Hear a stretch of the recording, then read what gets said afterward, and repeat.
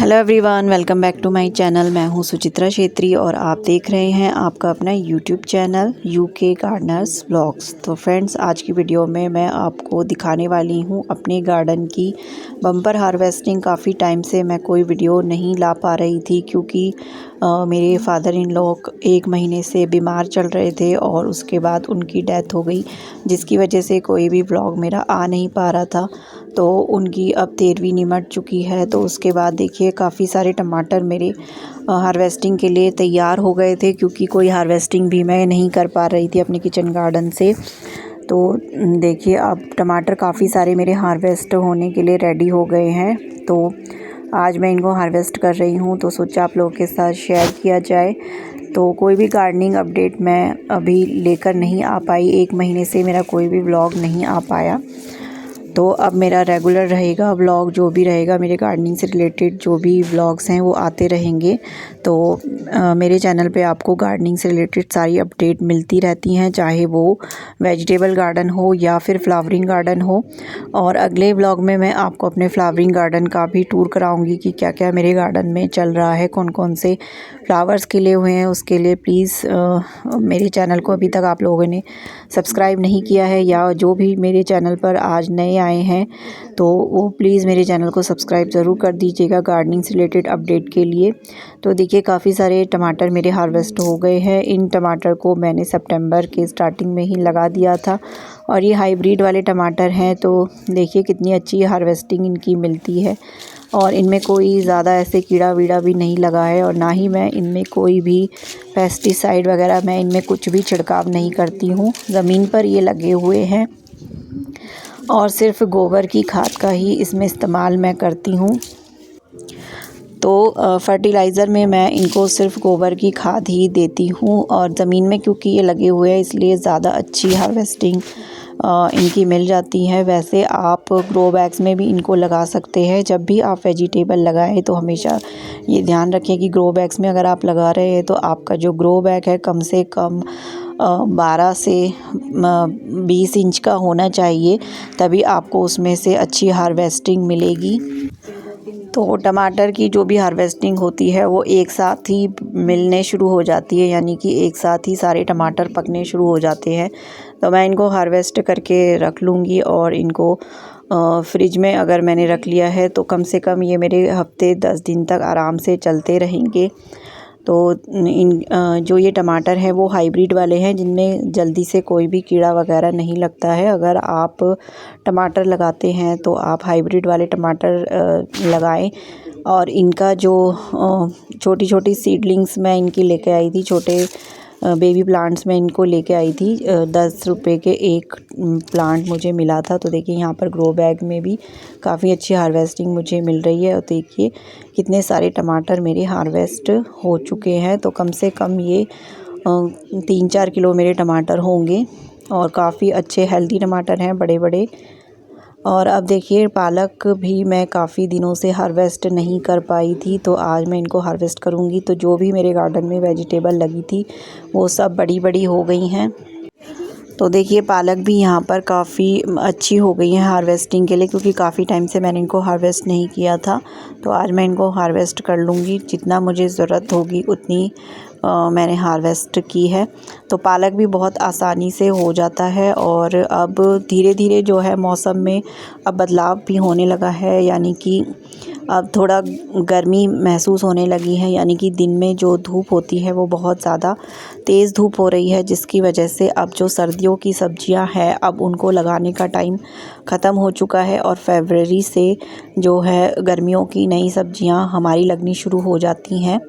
तो पालक तो अभी भी आप लगा सकते हैं, अगर आपके यहाँ ज़्यादा गर्मी नहीं पड़ती है, मौसम ठीक ठीक रहता है, यानी ठंडे इलाकों में अभी भी आप पालक लगा सकते हैं। लेकिन अगर आप प्लेन एरियाज़ में रहते हैं, गर्म इलाकों में रहते हैं, तो आप कोई भी गर्मी की सर्दी की वेजिटेबल अब आप नहीं लगा सकते हैं। जो आपकी पहले की ही लगाई हुई हैं उन्हीं को आप हार्वेस्ट कर सकते हैं, अदरवाइज़ नई वेजिटेबल आप नहीं लगा सकते हैं। अब गर्मियों की सब्जियां लगाने की तैयारी अब फरवरी में लगनी शुरू हो जाएंगी। मौसम में बहुत ज़्यादा जो है चेंज आ चुका है। दिन में बहुत तेज़ धूप होती है, बैठा भी धूप में मतलब जैसे बैठ नहीं सकते आप लोग। तो इस तरीके से देखिए काफ़ी सारी मेरी पालक हार्वेस्ट हो चुकी है। तो कोई भी सब्जियां अगर होती हैं तो वो सब मौसम के हिसाब से ही होती हैं, जहाँ का जैसा मौसम होता है उसी हिसाब से सब्जियां होती हैं।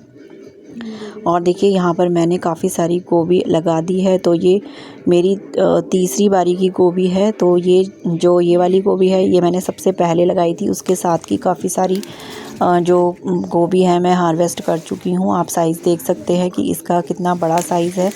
और ये सारा ही कमाल गोबर की खाद का है। गोबर की खाद के अलावा मैं अपने किचन गार्डन में और कोई भी खाद नहीं डालती हूँ। तो गोबर की खाद ही सबसे बेस्ट होती है, उसमें सभी तरीके के न्यूट्रिएंट्स आपके पौधे के लिए आपको मिल जाएंगे। और देखिए यहाँ पर गोभी मेरी इधर भी एक साथ 3-4 गोभी मेरी हार्वेस्ट करने के लिए रेडी हो चुकी हैं। तो गोभी जब भी हार्वेस्टिंग के लिए तैयार होती हैं एक साथ, क्योंकि जब हम एक साथ लगाते हैं तो वो हार्वेस्टिंग भी उनकी एक साथ ही होती है।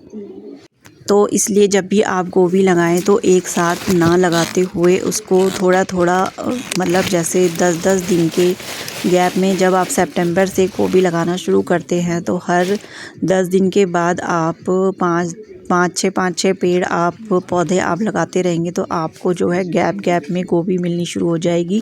तो देखिए यहाँ पर इतनी सारी गोभी मेरी हार्वेस्ट हो चुकी है। देखिए कितनी सारी और काफ़ी हेल्दी गोभी मेरी हार्वेस्ट हुई है। तो इनकी चाहे आप गोभी के पराठे बना लीजिए, गोभी की सब्ज़ी बना लीजिए, मंचूरियन बना लीजिए, तो कुछ भी आप बना सकते हैं। तो जो भी इसके पत्ते होंगे वो मैं गाय को दे दूँगी, क्योंकि हमारे यहाँ गाय है तो उसी की जो खाद है मैं यूज़ करती हूँ। तो इसलिए मुझे अलग से ये कंपोस्ट बनाने की ज़रूरत नहीं पड़ती है। अगर आपके यहाँ गाय नहीं है तो अगर इस तरीके के जो भी आपका जो किचन वेस्ट निकलता है आप उसको कंपोस्ट में डाल दीजिए, आपकी खाद बहुत अच्छी बनकर तैयार हो जाएगी। तो मैं तो इन सभी पत्तियों को गाय को देने वाली हूँ।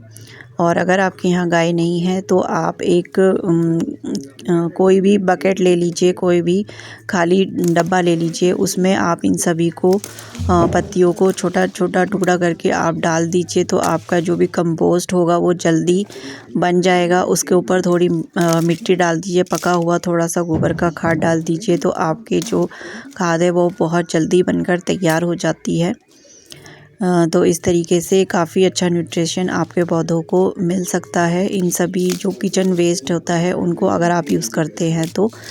और अदरवाइज़ गोबर की खाद ही सबसे बेस्ट होती है। सारी जो भी खाद हम फर्टिलाइज़र यूज़ करते हैं कोई भी, तो उसमें सबसे बेस्ट गोबर की खाद ही होती है। तो देखिए मेरी इतनी सारी गोभी हार्वेस्ट हो चुकी है। तो कोई गोभी बड़ी होती है साइज़ में, कोई छोटी होती है, उसी हिसाब से कि जितना न्यूट्रिशन वो पौधा हमारा ले लेगा तो उसी हिसाब से उसका साइज़ बनता है। और थोड़ा गैप करके लगाना पड़ता है। अगर आप पास पास लगा देंगे गोभी को तो उससे भी आपका साइज़ में जो है वो डिफरेंस आ जाता है। अगर जितना थोड़ा दूर दूर लगाएंगे आप तो उतने ही आपका जो गोभी का साइज़ होगा वो बड़ा होगा। और जितना पास पास लगा देंगे तो उसमें क्या होता है कि जो साइज़ होता है गोभी का वो छोटा बनता है। तो इस तरीके से देखिए काफ़ी अच्छी मेरी गोभी निकल गई है। और जो घर की गोभी होती है वो बहुत ही ज़्यादा टेस्टी होती है, बहुत जल्दी जो है वो गल जाती है और उसका टेस्ट बहुत ही अच्छा होता है। तो बस फ्रेंड्स आज की वीडियो में इतना ही। आई होप मेरी वीडियो आपको पसंद आई होगी तो प्लीज़ वीडियो को लाइक कीजिएगा। चैनल पर नए हैं तो ऐसे ही और गार्डनिंग से रिलेटेड इन्फॉर्मेटिव वीडियोस के लिए प्लीज़ मेरे चैनल को सब्सक्राइब ज़रूर कर दीजिएगा। तो बस फ्रेंड्स मिलते हैं नेक्स्ट वीडियो में किसी नए टॉपिक के साथ। तब तक के लिए बाय बाय फ्रेंड्स। तो देखिए इतनी सारी गोभी हार्वेस्ट हो चुकी है। तो 1 2 3 4 5 6 गोभियाँ हैं ये।